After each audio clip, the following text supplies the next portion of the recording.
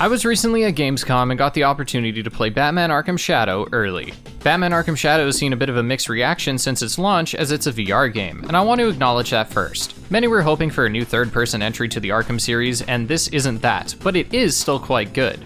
I got to play for 45 minutes, and while the footage on screen is not my own, I can attest that things performed, played, and generally felt the same as it looks here. I want to talk about the good, the bad, my expectations, and basically all of my thoughts from this playtest. I need to inform you that for transparency's sake, I was flown out to Gamescom in Germany to play the game. I'll cover the details more later in the video, but for now, let's talk about the game. Batman Arkham Shadow takes place a few months after Arkham Origins, with a younger, angrier Bruce who is still learning the ropes of being a superhero. The latest villain is the Rat King, not the Ratcatcher, and the new gimmick this time around is that it takes place in virtual reality exclusively through the MetaQuest 3. Our demo took us through the opening of the game, and while it was light on story, it was heavy on gameplay, secrets, exploration, and being Batman. Almost every Arkham game has touted the idea that you can be the Batman, and yet this is the only game where I feel that tagline is earned. With virtual reality, you physically do all the moves as Batman, so getting immersed and actually feeling like Batman is not just possible, but it felt natural. In the game, I was doing what I thought were cool martial arts takedowns, imitating the moves I remembered from the games, but fair warning, you still look dumb to anyone watching you. Tracking of both my head and hands worked well and never failed, and I never felt as though I did something I hadn't intended to. From a technical aspect, the game ran smoothly for me and all the controls felt intuitive. This is to be expected when it comes to the developers, Camouflage, who previously developed Iron Man VR, but my concern when playing the game was, how does this feel as an Arkham game?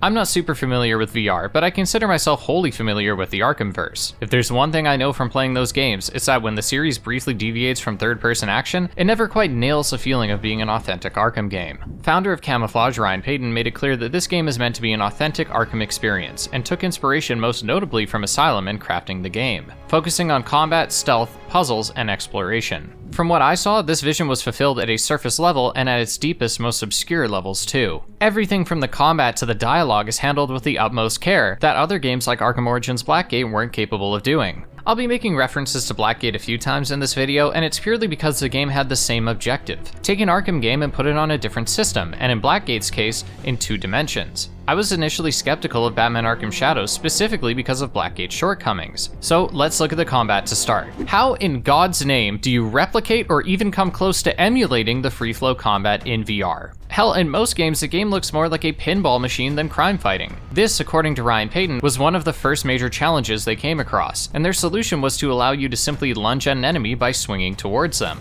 This is how you engage. You look at an enemy, swing, and now you're in their face and capable of performing a small combo to take them down. While they're down, you can jump on top of them for a ground takedown or move on to other targets. What this lunge does is somewhat emulate the pinball-esque insanity of Arkham combat and allows the player to reliably never miss a punch because of positioning. In fact, in some ways this is even more accurate because you'll lunge to whatever target you're looking at, meaning that prioritizing targets is easier than ever. Once you've lunged towards an enemy, you can knock them down by performing a combo, executed by punching in certain directions, holding the controller, while countering is done by physically putting your hand out, and this works for attacks coming off screen. This was as intuitive as it gets, and that extends through most of the game. A lot of your tools are activated by grabbing. Instead of a gadget wheel, you just grab different parts of your body. Grab your chest and you'll have a batarang, grab your forearm and you'll have a smoke pellet. And if you grab both sides of your cape and pull up, you'll begin gliding. In combat, say you want to stun an enemy while focusing on another, you can throw a batarang mid-combo to do so. Once I had these fundamentals down, I thought to myself, hey, a beatdown would be cool, but surely that's some special ability I need to unlock. And no, you just grab the side of your cape and swing it around like you would in an Arkham game, and now you're beginning a flurry of punches towards whatever unlucky goon was hit by it. Furthermore, ground takedowns were also intuitive, as when an enemy was down, I, as the player, was able to move on top of them and beat the daylights out of them. But of course, the free flow combat isn't defined entirely by the moveset, but by the rhythm. With that in mind, I, at first, noticed that the game would punish me for moving too fast, or too slow. And while this, on the surface, sounds restrictive, I think there's a good reason for it to exist. When I played other VR games, specifically ones with swords, I wouldn't actually swing the sword. I'm lazy, so I would just keep tapping the enemies in the head, and unfortunately, it worked. In Batman Arkham Shadow, because I was forced to take it slow and stop myself from tapping enemies, I found myself being more immersed and fighting with more rhythm, exactly like the Arkham games. As I previously mentioned, combat is only one part of the Arkham experience, and while I figured Camouflage would find a way to make the combat entertaining, how exactly do they do that for stealth?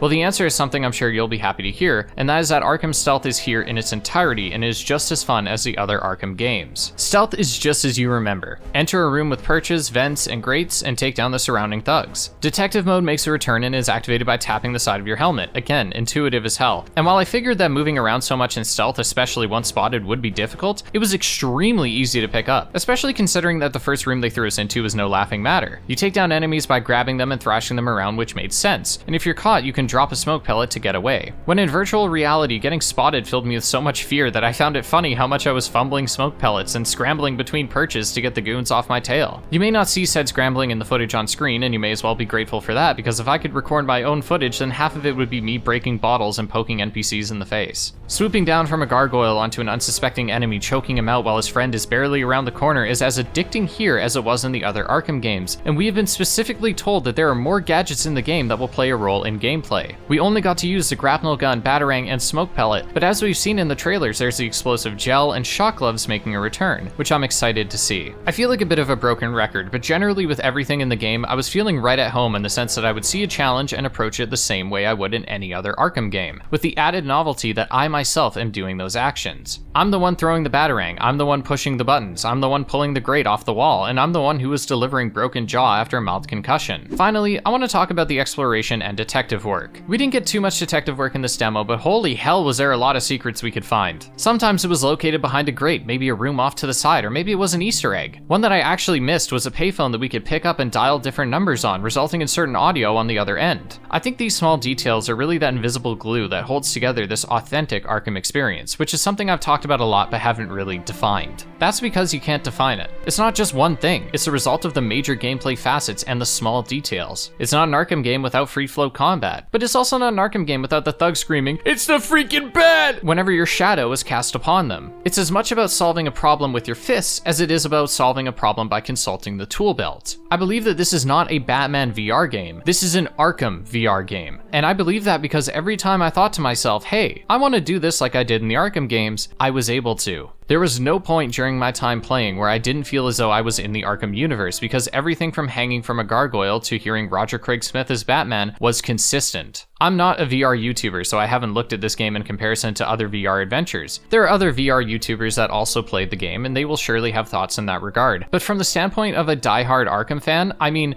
I usually replay one of the games once a year. I'm abundantly confident that if the gameplay is like what I saw for the whole game, then this will be one of the best VR games, period. Batman Arkham Shadow is not a game that is simply a tech demo or a short experience. This is a full-length game, and the problem with talking about it is that it's not as simple as buying the game. Most people are going to have to buy a Quest as well, and that's not a cheap entrance fee. Thankfully, I think the Meta Quest has been building a solid catalog over the last few years, and while I have tried a few different headsets and the Quest 3 was the best by a mile, I don't want to delve into that kind of discussion here. I'll save that for when I review the full release of Batman Arkham Shadow. Overall, my sentiment after taking the headset off was one of excitement and confidence. I mean, it makes sense. I don't think Camouflage would invite Arkham fans to try the game if they thought it was a bad Arkham game, but seriously, I think they delivered hard. Now, I only played 45 minutes, so do not take this as a formal review, and my thoughts could totally change once playing the whole game, and I expect them to. But as far as a first impression, I think Arkham fans are in great hands, and according to the other VR YouTubers I talked to, and even some who hadn't played an Arkham game before, they feel the same. If I had to give one warning, it's that you should probably have a fan on while you play, because holy shit, no other VR game has made me sweat this much while playing it. I didn't even notice how hot it was getting because I was just absorbed into the game world, but once I took the headset off, I was drenched. It was worth it, but it was funny seeing everyone else sweating their asses off too. Truthfully, I was already planning on getting a Quest 3 because in my research it was one of the best headsets for the price, and I was excited for a lot of the exclusives, this game included. So needless to say that I'll be reviewing this game officially upon release, and I'll be sure to let you know if the game is worth the money or not. For now, I'll try to answer as many questions as I can in the comments, but I might not be able to answer everything due to the game of course not being out, and there were a lot of questions I asked Camouflage where their answer was a simple, ominous, "You'll see."